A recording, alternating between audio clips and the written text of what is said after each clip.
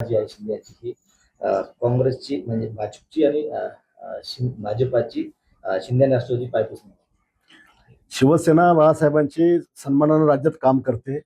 तुम्ही किती तिरस्कार केला, किती नाव ठेवले, तर आम्हाला त्याचा फरक पडणार नाही. शेवटी जनतेने आम्हाला मॅन्डेट खूप मोठ्या प्रमाणात दिलेलं आहे. म्हणून पाय चाटायचं काम उभाटाचे नेते हे दिल्लीत जाऊन स्वतः करतात आणि तो शहाणपणा ते आम्हाला शिकवतात. मुंबई तिथे आमदारांनी खासदारांच्या नातेवाईकांना पुण्याला तिकीट देऊन असं संजय राऊत. मग तुझ्यात दम आहे, कोणाला तिकीट देऊन येतं, तू जनतेतून निवडून ये. तू पब्लिकमध्ये संजय राऊत अवकात नाही आहे, तू जनतेतून निवडून येत नाही म्हणून तू वरून निवडून येतो. शेवटी ज्याची पात्रता असते ना निवडून यायची, तो आमदाराचा मुलगा असो का कोणी असतं, त्याच्यात ती निवडून यायची क्षमता असते, लायकी असते, पात्रता असते. त्यासारखी जी लायकी जनतेतून लढायची नाहीच आहे.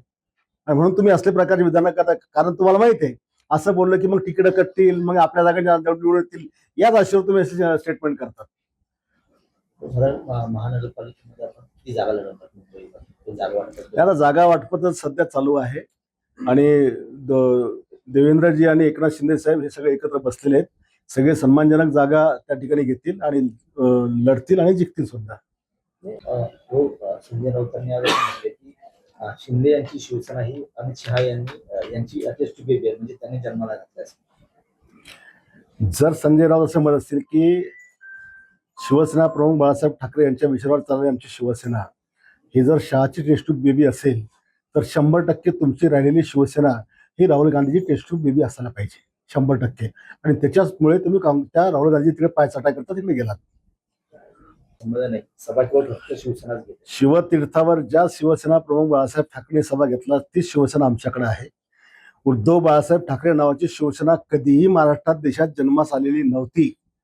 ती शिवसेना होती फक्त शिवसेना प्रमुख बाळासाहेब ठाकरे यांच्या नावाची, जी आम्हाला मिळाली आहे, जिला निवडणूक आयोगाने मान्यता दिली. त्याच्यामुळे शिवसेना आमची आहे. याच शिवतीर्थावर आम्ही पण जेवढे आज आम्ही बाहेर पडलो, जेव्हा आमच्या तोंडाला मूछ पण नव्हती तेव्हापासून आम्ही शिवतीर्थावर बाळासाहेबांचे विचार ऐकायला जायचो आणि येणाऱ्या काळात शिवतीर्थावर बाळासाहेबांचे विचार आम्ही तिथे समजतो. आम्हाला महसूस होते की बाळासाहेब या ठिकाणी आहेत आणि मग आम्ही तिथे जाणार, नतमस्तक होणार. आम्हाला कोणाचा बाप रोखू शकत नाही. आता ते तर जागा त्यांच्याकडनं पण मागणीचा प्रस्ताव येईल, आमचाही जाईल.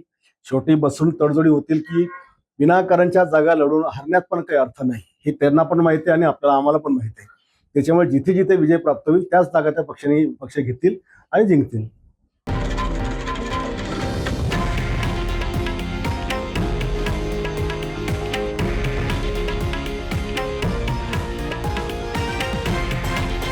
हे आहे देशातील नंबर 1 न्यूज नेटवर्क आणि आपण पाहत आहात TV9 मराठी, एकमेव.